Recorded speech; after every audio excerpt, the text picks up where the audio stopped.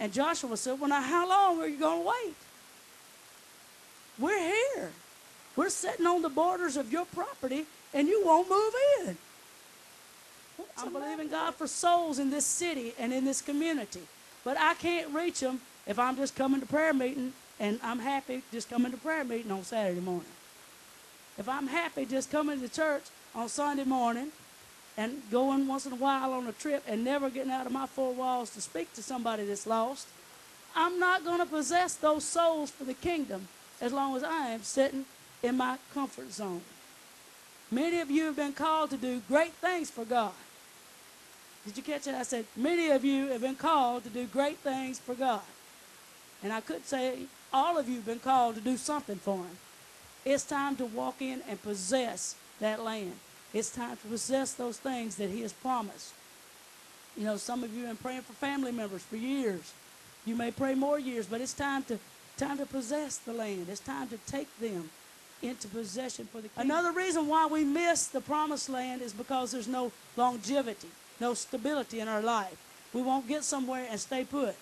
There's no longevity. If we go back to that verse again in Deuteronomy 11 and 8, he said, observe these commands that I've given to you so that you may have strength and go in and take the land. And then verse 9, he said, and so that you may live long in the land that the Lord sware unto your forefathers to give them to their descendants, a land flowing with milk and honey. You know, in order for them to really possess the land or for their family to possess it, there needed to be some longevity of life so they could pass it down. As long as there was a living relative, they could pass it down. They could say, this belongs to my family. Say the tribe of Judah had property. As long as there was a son living, that property just kept being handed down. And I dare say there's probably people over there right now that are saying, this land belongs to me because it was handed down to me from this one, from this one. When there's no longevity, when we won't stay where God has put us, when we won't stay with God's program, when we won't follow through with the instructions, like, you know, if it's just, we're thinking in our mind this is temporary.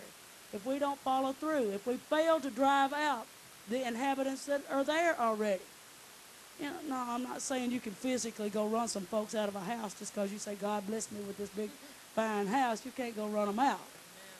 But you can run out the enemy out of your mind. You can take authority over that. You have to have longevity. Joshua said, how long will you wait? I'll say to you today, how long will you wait